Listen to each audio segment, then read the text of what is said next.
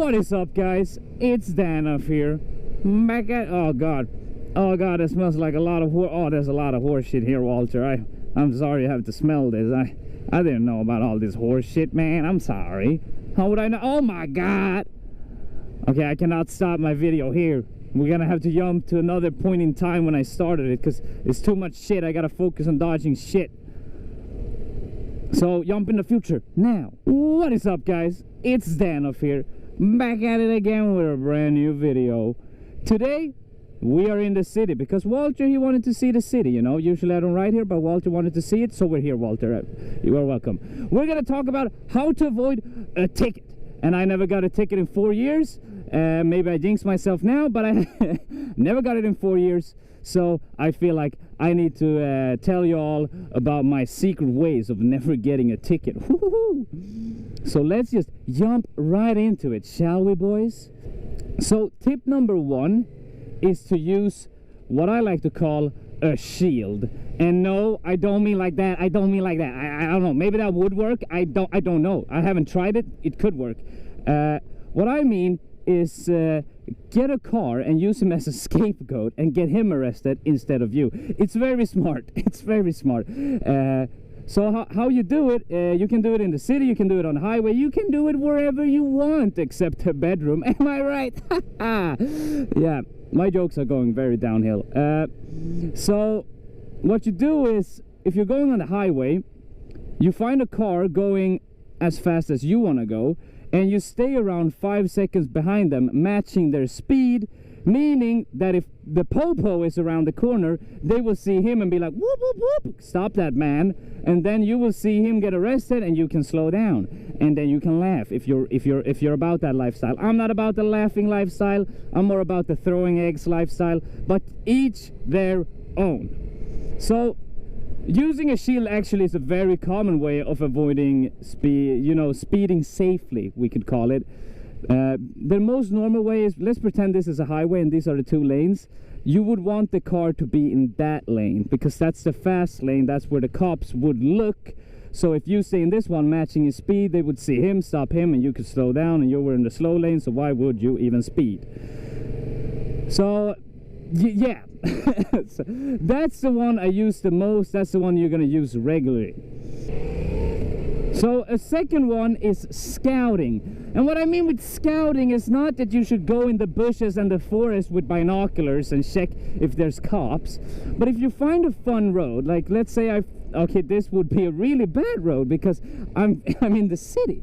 But let's say you find a very good road and you're like, I want to go fast here. Then just go through it slowly once.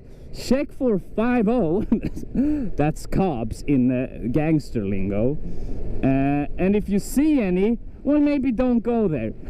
Or if you see anyone else that could rat you out, like angry moms thinking you shouldn't drive fast, then don't go fast there.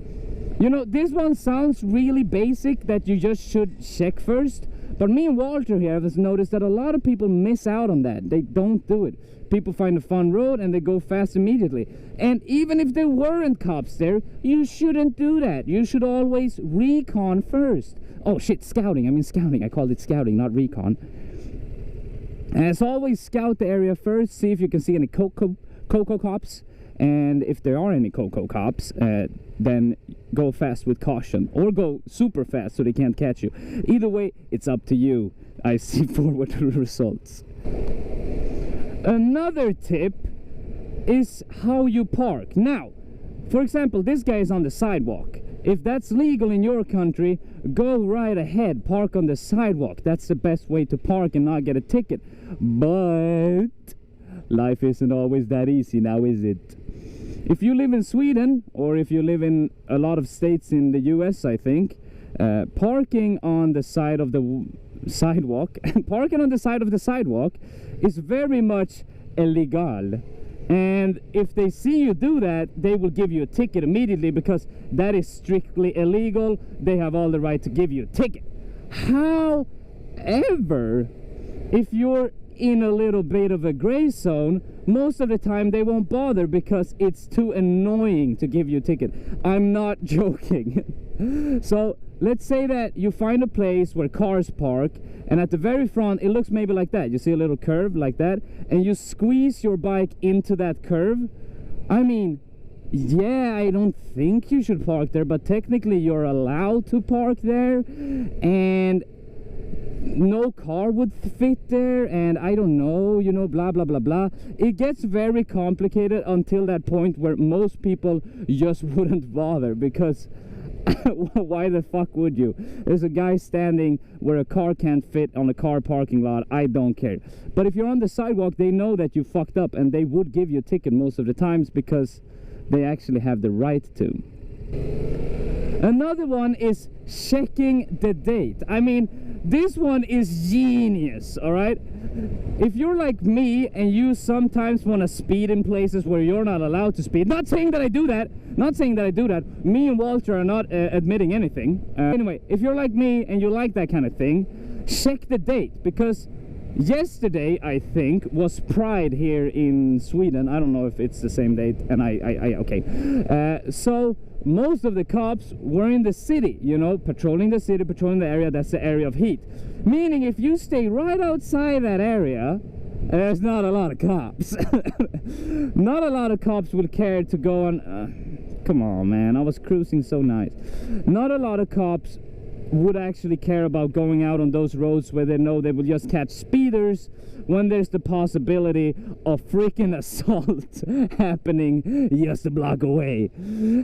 For some reason, they prioritize not letting assault happen, which I think is very good. So if you keep an eye on the date, you might very well be able to speed in a lot of places with a little worry. However, you should always know that there will be cops all the time, because they don't like fun. So you should always speed with caution no matter what, because you could be the unlucky guy that just cruising along and then a cop shows up, even though it was International Day for something, even though it was a good day. I don't know what I'm talking about. Here's another great little tip that not a lot of people think about for some reason. Watch the traffic. Watch the general traffic. That's it. It's so easy, isn't it? I know. It's like 1, 2, 3, 5, 4, 5. I don't know. You don't even have to know how to count for this one. So if you're on the highway, everyone's doing about 20 over, and then all of a sudden everyone brakes. Like everyone, don't be that dum-dum that is like, oh yeah, this is my moment to go hella fast, because they probably stopped for a reason, man. But a lot of people just think, oh, they're cowards, their cars aren't strong enough. Their cars are strong enough. They're not dumb enough to do that. So if everybody stops, you should stop, because most likely there's a cop up ahead. Take it from someone who has blue lights on his bike. Every time I enter the tunnel, I see a lot of brake lights, because people think I have sirens on until they see it's a solid blue. Then they slow down. No, speed up. They speed up when they see it's a solid blue and realize this guy is a fraud. So just keep that in mind. Keep that in mind, will ya? For me, please. So another great tip is to get the Waze app. If you don't know what Waze is, and this is not a weird cooperation thing, I just like that. Waze is the only reason people have RAM mounts. Waze is just a basic GPS app with a little feature that lets you see where cops are.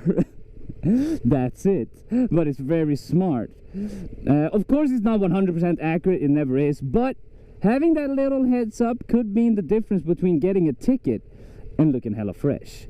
But I survived for 4 years without the Waze app, so I don't think it's super necessary, but it could help you. I mean, that no one is questioning the fact that it could be very helpful. And the last tip, which I saved for last because it's kind of controversial, isn't it, Trevor? Trevor? I'm sorry, Walter. Oh no, I hope he doesn't get mad. And that is to silence your bike. I know, it hurts. But motorcycles are smaller. And if you know some things about the human eye, then you know that smaller objects for the human eye appears to be faster than larger objects. That's why if you see an airplane flying, you don't think it's super fast, but if you would see a car drive that fast, it would look like lightning. So a motorcycle already looks faster than cars, and with the sound, it also sounds very much louder and faster than cars. You don't want to draw attention to yourself if you don't want a ticket. However, you got to take this off from the beauty points because you're gonna lose a lot of your coolness factor if you decide to make your bike wider and not sound a lot. So if you have a super wide bike that's very quiet like mine, yeah, the cops won't notice you as easily, but I mean, is it worth it? Is it worth it? It's a tip, but is it worth it? I don't really know. I would say no. So that is all the tips that I have for you guys today about how to not get a ticket. Huge thanks to Walter here for coming up some of them when we were brainstorming last night. And driving in the city was a huge mistake for this video, because I'm just behind cars, going slow, being frustrated most of this video. But that is life. Life is about being stuck behind stuff and then getting out of that stuff.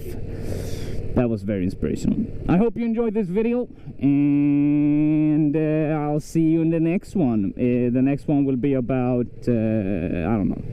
I kind of make up this as I go, so...